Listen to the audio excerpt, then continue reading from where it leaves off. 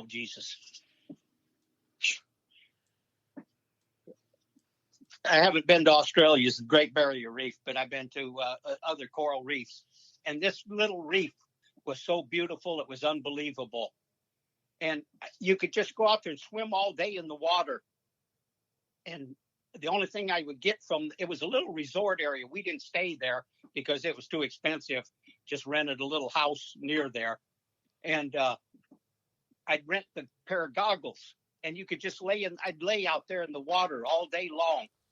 And you could get right in front of an eel. He'd be like making that hissing noise and his mouth open. Yes. There was all these different colored fish, all these different colored coral, 400-pound turtles, big water snakes. And you just swim about. I'd swim out there all day long with them from morning to night, go in and eat lunch and then go right back out there and just lay in the water and with these fish. They had a glass bottom boat at the resort. And they would you had to pay. I don't remember what it was. I didn't take it. People would take this glass bottom boat and come out there to the coral reef. And the very first day I was out there swimming amongst the fish and the eels and the snakes and the turtles, all of a sudden you hear this noise, and I couldn't figure out what it was. Well, it was that glass bottom boat they fired up, the engine on it. And as it got closer and it got louder, all the fish, all the eels, everything disappeared. They all hide. They didn't like the noise. When the people get out there, all they see is some of the coral, because they can't go over the top of it. Where I swim and I could. And maybe one of them 400-pound turtles or something, and they chase it around. They do some donuts around it. And then they head back to the beach. And all the fish and the eels and everything had come back out again. So the people in the glass bottom boat, which was designed so they could see all the wildlife, they really didn't see anything. They didn't see nothing and paid money to not see nothing. And I'd have never known it had I not laid out there all day. And when they did it. Well, now how long did you stay in Ceylon? A month. A month in Ceylon. Was most of the time near Colombo, or did you travel around the island? Yeah.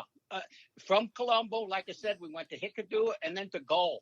And I got to tell you about Gull. Gull was a little market place where they brought the fish in and the sharks and whatever they caught. And that's in the very south of the country. Right. And that got, I don't know what things are like there now, because that in 2015, when that big tsunami, no, that wasn't 2015. I don't remember what year that was. That big tsunami washed over that. So I have no idea what happened to that beautiful country, that southern part.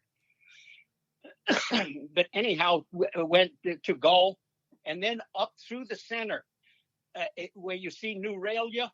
But it was so beautiful that we never took, well, I think one other time we took a bus somewhere, but we hitchhiked or walked. The rest of the time we were in Ceylon. And I would even turn down rides when people would pick us up and say, come on, we weren't even hitchhiking. They just stop and offer you a ride. And I tell them, no, it was so beautiful that I didn't want to get in a car and ride. You wouldn't believe, like on one tree, a huge big, and I don't know, well, first of all, it was springtime. Everything was in bloom. You had these huge big trees, like an old oak that's 100, 200 years old, whatever. Yes. Huge like that. The whole canopy was red flowers on top. The tree was green and everything, but a red canopy of flowers all completely covering the whole top. You had trees that from a distance, they looked like they were dead. They were bare. And when you got closer, they had yellow flowers on the end.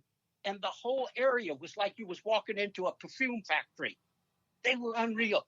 In these big trees, and I can't remember what type they were, and I don't know if I even knew that, like I said, like the big oaks, they would form this moss on them because Ceylon is a rainy, they have the monsoons and stuff there. Yes. And you have a lot of this moss and stuff growing on the trees. Well, the orchids seeds fall on this and they start growing. One tree had 7 different colored orchids on it. Amazing. Different types and different colors. And you could see, you just be walking along on the road. up there through the center up to New Relia, and that was where the tea plantations were.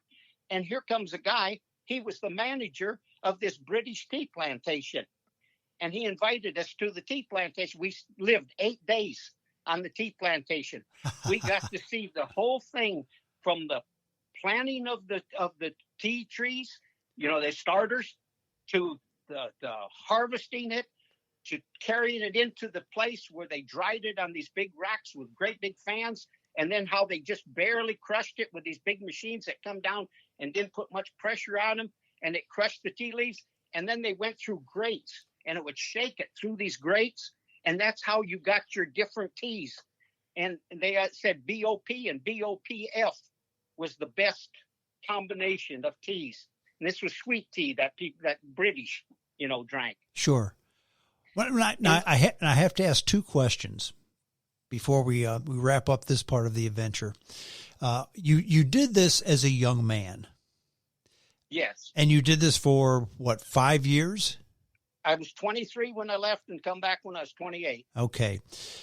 And we all do things when we were younger that we would never consider doing when we're older, of course. But all these adventures, all these wonderful experiences that you had, what happened that made you think, okay, it's time to pull the plug and go home? I ran out of money. It's that simple. Yeah.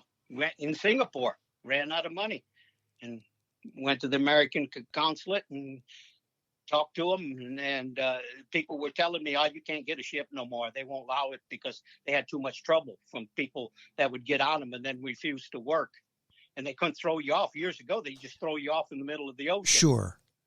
And now they have to feed you. It tells you exactly what they got to feed you, how much weight of rice or, whatever. It's marked right on the wall. I can't remember what all it was.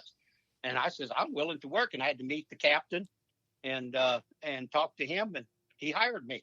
And the first or second mate, after we disembarked in Newark, New Jersey, he told me that the captain told him if he had 10 people like me, he could run the whole ship. So he was happy with me. So had you had more money, you would have stayed longer. Maybe.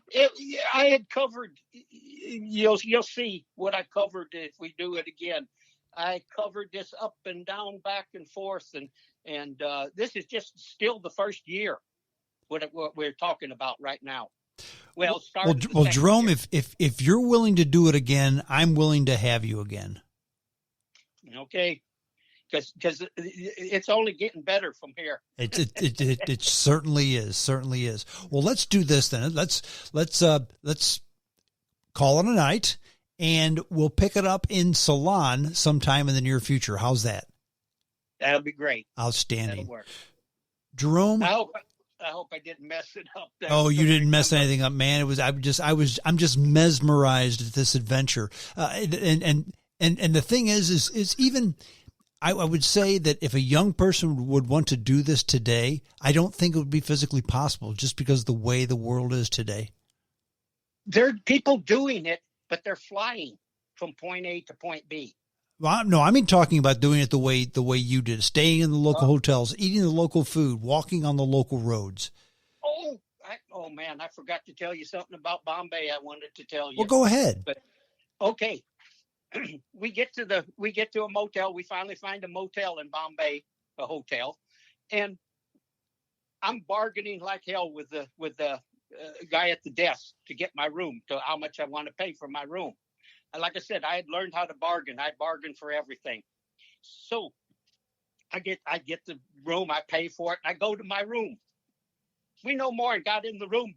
Knock, knock, knock on the door. I open the door. Here's 3 Indian fellas in Western style clothes, slacks and short sleeve shirts, like I don't remember what kind, but like a Western person wore back then in the 60s. And knock on the door, and I says, yeah. And they goes, we heard you bargaining for your room. We couldn't get no room for that price. Of course, they were Western style, and they had to pay more. Right. And they says, here, we want you to take our money and we want you to go outside here, and we want you to buy shirts and slacks. I says, okay, make your list of what you want. They made me my list. They gave me the money. I went out and got the stuff. They were just as happy as could be when I got back in. Did they give you a tip? No, they didn't. but I didn't care. I couldn't believe that the Indian people came to me in Bombay, India, wanting me to buy their stuff for them. Because you were the better negotiator. Yes, I could bargain. I could bargain with the best of them. Well, a whopping 3 cents a day for your meal in a restaurant, less if you cook it on your own. Unbelievable. Jerome, thank you so much for your time. I appreciate it. Let's do this again soon. If you would, I would appreciate it. Okay. Outstanding. Let me know. Hey, thank you very much. Have a good evening. Thank you for your time. All right. Thank you. Hang on. I want to talk to you after we're finished here, after I sign off. Okay. Well, that's it. We're done. Hope you enjoyed the show. JamesStrongShow@hotmail.com. That's the best way to get the podcast. Send me your email address. I send you the link to the podcast after it's published, and you can download it and listen to it at your leisure. Spreaker.com, iHeartRadio, iTunes, YouTube, you name it, SoundCloud, Spotify, you name it, I'm on it. Any place you get podcasts, just search James Strong Show. That's it. Until next time, this is James Strong saying, adios.